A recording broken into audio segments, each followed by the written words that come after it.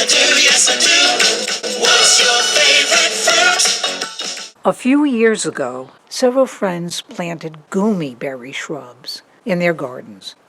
When I was told they produced edible fruits, I immediately wanted to discover more. Coincidentally, I had a book on uncommon fruits, which had a chapter about goomies and their cousins, autumn olives. And so, I was on my way to learn all about a new edible. Let's set the record straight. They're not gummies or gojis, they're goomies. These deciduous ornamental shrubs are originally from Asia, members of the honeysuckle family, and may grow up to 8 feet high. Often they're planted in orchards because they fix nitrogen in the soil and are good companions for the other plants growing there. They prefer full sun but can tolerate some shade. They're not invasive like their relatives, autumn olives. A word about autumn olives. These were introduced to the United States as ornamentals, but they soon escaped, thrived, and became a nuisance. Their edible fruits begin to ripen in late August. Birds love them and spread the seeds everywhere, to the chagrin of people concerned about them taking over native plant habitats.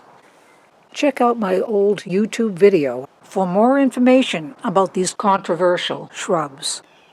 Gumi leaves are distinctive. They're bright green on top with little dots.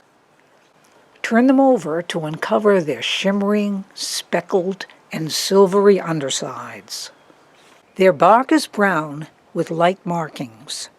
Little buds emerge in late April, followed in May by hundreds of creamy white bell-shaped flowers.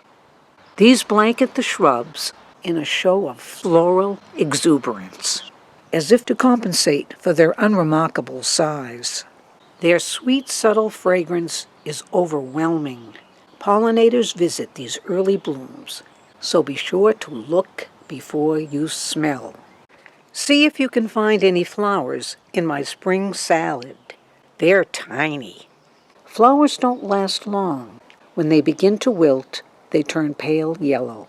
Check out their bottoms to discover the newly developing berries. In Massachusetts, fruits begin to ripen from mid-June to early July.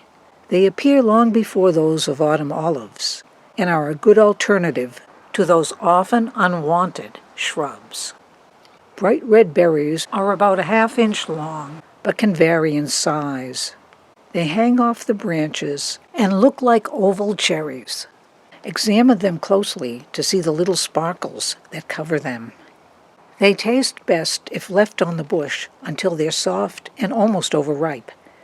Avoid berries that are yellow or orange. They're not ready yet.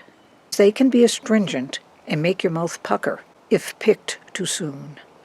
Often they tend to hide among the foliage, so look carefully to find them. Be aware some varieties have occasional thorns. Flavor varies from shrub to shrub. Do a taste test before harvesting. Gently twist and pull down to release them from their stems. You may have some competition, as chickens like them too. They soften, so use as soon as possible. Fruits are juicy. Their flavor is a combination of sweet and tart. They're high in vitamins A, C, and E, and are good raw or cooked. An extra bonus is they're high in the powerful antioxidant lycopene, which is excellent for immune system support. Each one has an oblong pit, which I don't eat. The easiest way to prepare the fruits is to eat them right off the bush and spit out the pits. Speaking of the pits, some sources say they're edible. I tried one, and it was chewy and fibrous. There's a small seed inside each pit, but it's almost impossible to get. These fresh pits have been cut lengthwise to expose them. Doing this is not worth the effort. There are several ways to process the berries. Use a fork to get the pulp, or wash your hands thoroughly and squeeze the berries to get it. They sometimes squirt, and juice may spray onto you. The pits make separation tedious. If I feel really patient, I'll remove excess pulp from the pits with a knife and add it to what I already have. I don't usually sweeten this. I like their taste as is. Save some pulp for later in the year by freezing it in ice cube trays. This Tutti Frutti is a mix of the chunky pulp with other fruits available at the same time, such as Juneberries, mulberries, and strawberries. To make this pulp smoother, place it in a small blender. There are so many ways to use this. One of my favorites is to mix it with ice cream. No need to add any sweetener, as ice cream is already sweet enough. Another possibility is to make a batch of juice. Add berries to a small amount of water. Press down with a masher to release their juices. Then pour this pulpy liquid into a strainer. The pulp and pits remain in the strainer. Keep pressing to get more liquid. Strain out and discard the pits. Keep the remaining pulp to mix with other fruits. I added it to applesauce and placed this in ice cube trays to use as an ingredient in future smoothies. And don't forget, you can freeze them whole. Once they've thawed, remove the pits. I'm sure you can come up with many more ways to use these distinctive berries.